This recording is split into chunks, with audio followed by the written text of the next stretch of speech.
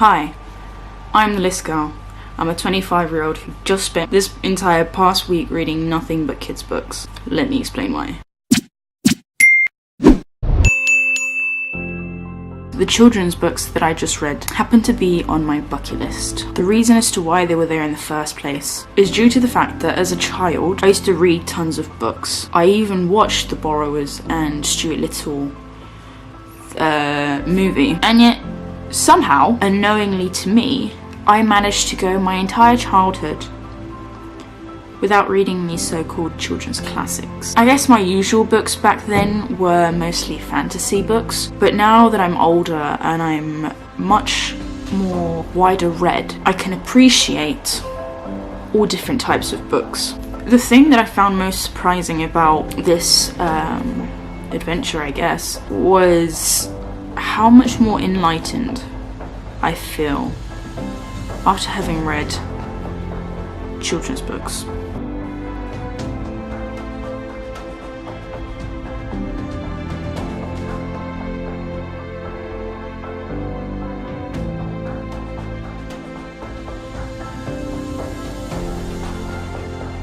I do not want anyone to read my book carelessly.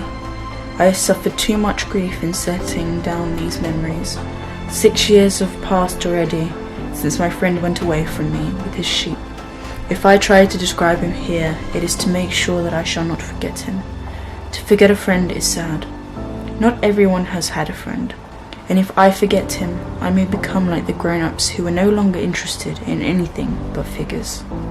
One day you said to me, "I saw the sunset 44 times, and a little later you added, "You know one loves the sunset when one is so sad." Were you sad then, I asked, on the day of the 44 sunsets? But Little Prince made no reply. This right here is basically every first love ever. I ought to have judged by deeds and not by words. She cast her fragrance and her radiance over me. I ought never to have run away from her. I ought to have guessed all the affection that lay behind her poor little straight gems. Flowers are so inconsistent, but I was too young to know how to love her. One must require from each one the duty which each one can perform, the king went on. Accepted authority rests first of all on reason. If you ordered your people to go and throw themselves into the sea, they would rise up in revolution. I have the right to require obedience because my orders are reasonable. If the man who wrote this book was a politician, this world would be in a lot better place than it is now. One must require from each one the duty which each one can perform. Accepted authority rests, first of all, on reason. Then you shall judge yourself, the king answered. That is the most difficult thing of all. It is much more difficult to judge oneself than to judge others. If you succeed in judging yourself rightly, then you are indeed a man of true wisdom. This is so philosophical and I love it. How is this a kid's book? Do kids understand this? Or has the writer wrote this in such a way that it is intended for the children to learn these things? Probably, I mean, that's why children read, they learn things, but do they really understand this? This is so deep. That was both beautiful and depressing at the same time. I've learned so much in one sitting. And I've gone so many places in one sitting. I feel as though children, when they read this, they read only the story. I don't know if they would understand the meaning behind the things that are being said. I quite like the idea of, instead of, it's not that he didn't accept the fact that the boy died, but to think of, rather the boy died, to think of him returning to his planet. There is a sentence that I read in this book, and it very well describes the way that I feel about this book. And it was, This is a beautiful occupation, and since it is beautiful, it is truly useful. And seeing as I found this book to be extremely beautiful, it is therefore extremely useful.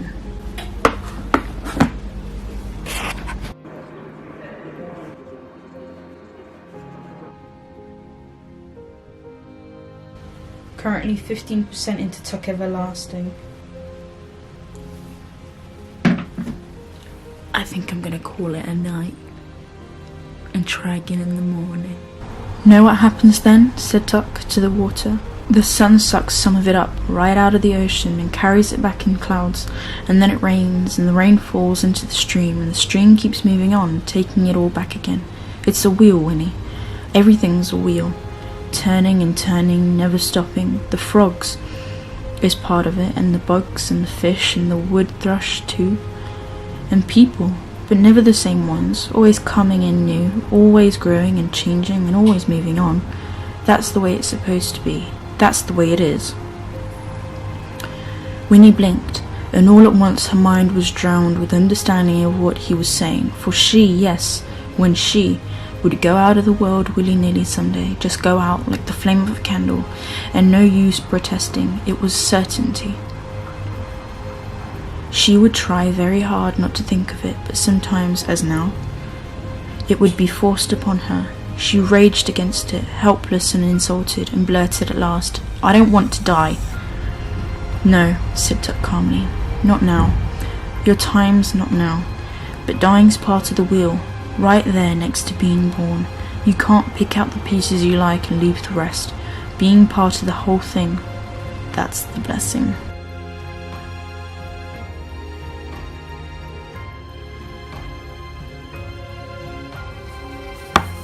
So, I've literally just finished reading Tuck Everlasting, and as deep and as beautiful as it was, which it was, I'm really annoyed at the ending, because I hoped that Winnie would like return to the spring and like get the water so that she could live happily ever after, forever, with the family. I think the reason why the ending annoyed me so much was because I'm a very existential type of person. I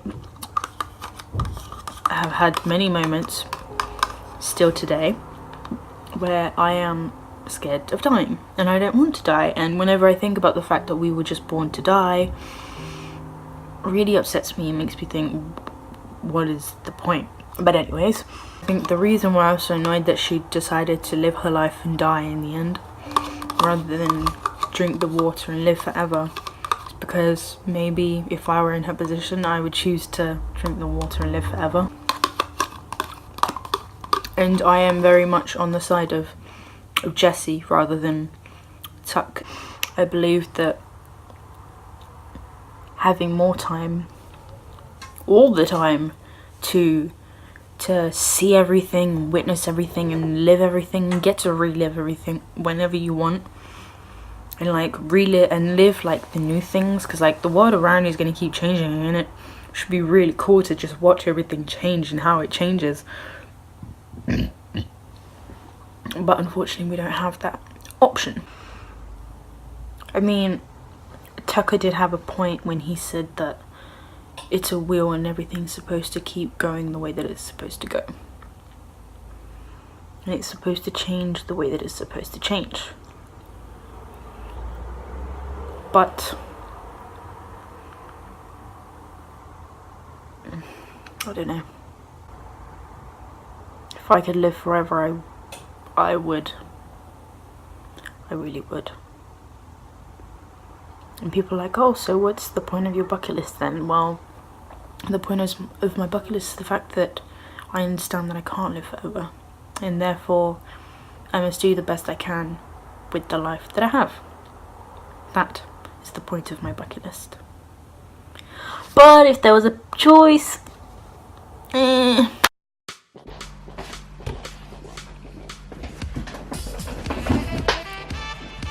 Because he was so small, Stuart was often hard to find around the house.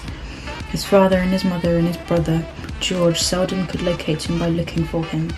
Usually they had to call him, and the house often echoed with cries of Stuart, Stuart.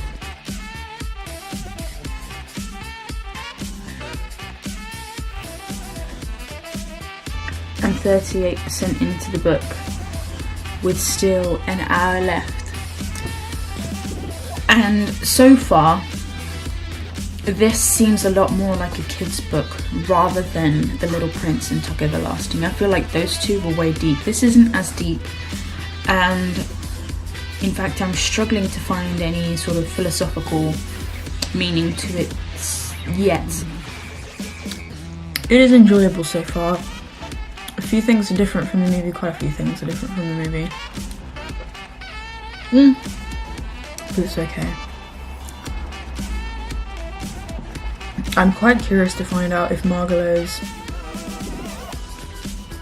as much of a douche as she was in the movie. Which is the part I'm up to now. So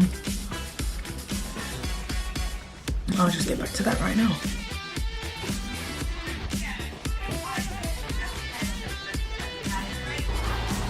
My favourite part about a new book.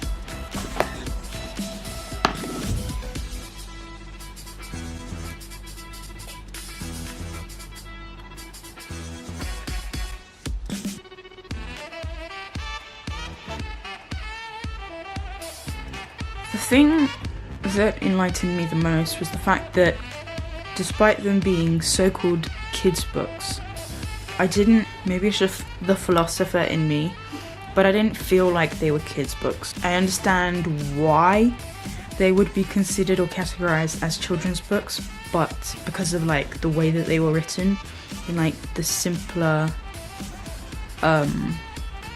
descriptions and the simpler wording, but I still found them extremely beautiful. I still found myself going on these amazing adventures. I still managed to find some amazing lessons within the books, especially in The Little Prince, which is very difficult for me to understand as to why that would be children's books anyways. And the other book, Tuck Everlasting, the topic of Tuck Everlasting to me in my head does not process as, in all honesty, appropriate for children. In Tuck Everlasting, the whole story is very philosophical, it's very deep, and I don't think, probably when I feel like when children read this, they probably just see the story and what happens. Maybe they don't process the fact that they are immortal. The topic of the entire book is about death and what happens after, or what happens if one was to live forever and might be boring or whatnot. And basically the whole book is just saying you need to die. I hope children don't get that message, or that we're supposed to die. Maybe not you need to die, but we're supposed to die. Now, I don't really know if I spoke much, or I don't remember because it's been a long week, if I spoke much concerning The Borrowers or Stuart Little, Where the Wild Things Are. But Where the Wild Things Are for me was very childlike, but still beautiful. I also really liked the metaphor, and I am definitely considering it one of the sort of books that I will definitely read to my children when they're little. My favourite part, I think, about the book was the metaphor that no matter where you go, no matter what you do, there is nothing like home, there is nothing like family. In terms of Stuart Little, I was quite unimpressed with the abrupt ending, not being able to find out what happens. Does he find Margot? Does he ever go back to his family?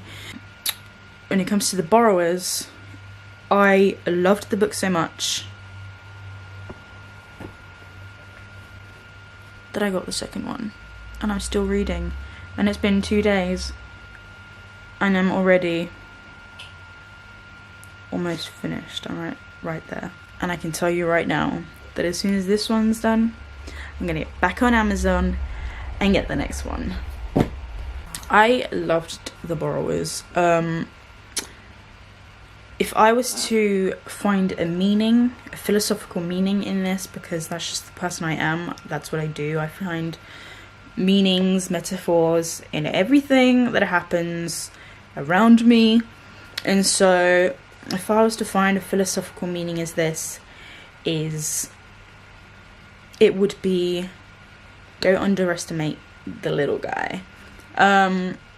No matter how weak you think someone is, no matter how small you think someone is, no matter how inadequate someone might seem to you, they're probably going to surprise you.